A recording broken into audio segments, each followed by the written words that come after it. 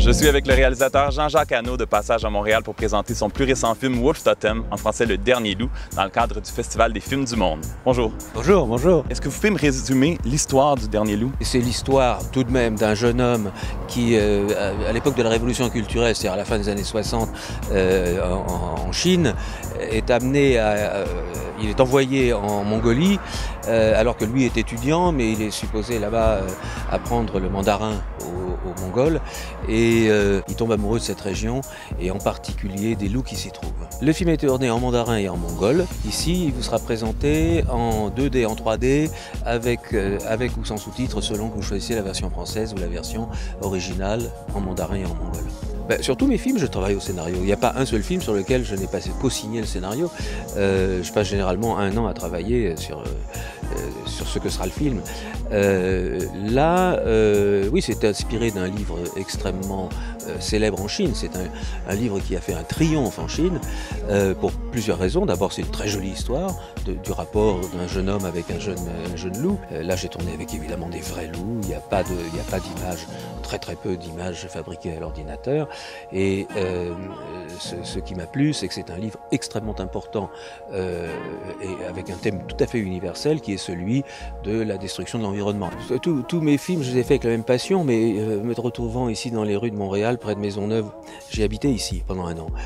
J'ai préparé et fait le montage d'un film qui était mon premier succès international, grand, qui était La guerre du feu, ça s'appelait Quest for Fire en anglais. Ma véritable passion pour l'Asie m'a poussé à faire ce film. C'est au Tibet avec Brad Pitt. Alors, Brad est un homme adorable, hein. C'est pour ça que c'est une star, c'est qu'il a un cœur en or, il est d'abord très agréable à regarder, il est très charismatique. C'est un homme avec lequel j'ai eu un rapport absolument délicieux, je le revois à l'occasion. Eh bien, j'ai fait Enemy at the Gates, qui est un film qui s'appelle Stalingrad en français, avec Jude Law et Daris. C'est une histoire de sniper. Et curieusement, mon dernier film, Le Totem du loup, Wolf Totem, est aussi une histoire de sniper, parce que les loups sont des snipers. Ils font exactement la même technique.